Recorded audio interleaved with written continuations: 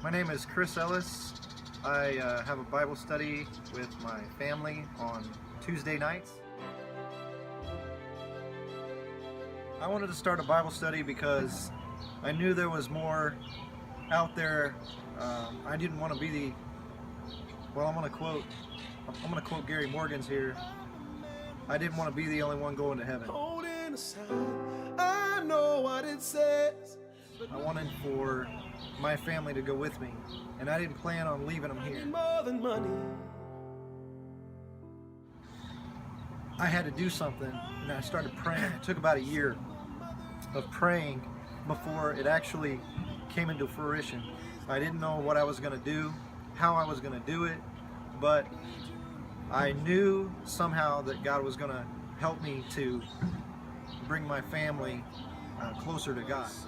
I realized that a 360 group could solve all my issues with. Help me, I'm falling. Hola, Life Church. Lonnie Smith. Why small group is important. Never thought I'd quote Allen Iverson, but here it goes. Practice? Practice? We're talking practice! He obviously didn't think practice was too important and shrugged it off. But small group is like practice. It's where you learn the fundamentals to get you ready for game day, your everyday walk with God.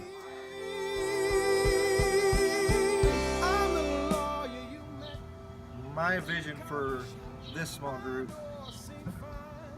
would be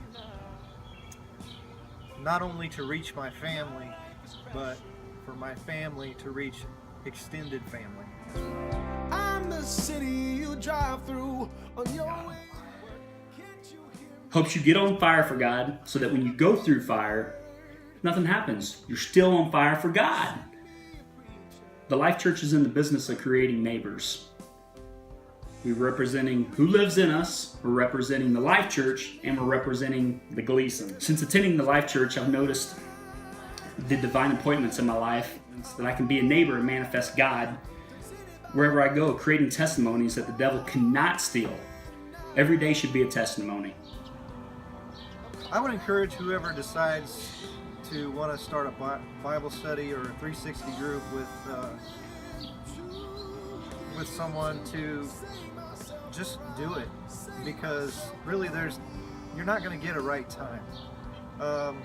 God might speak to you and tell you this, I'm going to let you start a 360 group, or I'm going to have you do this.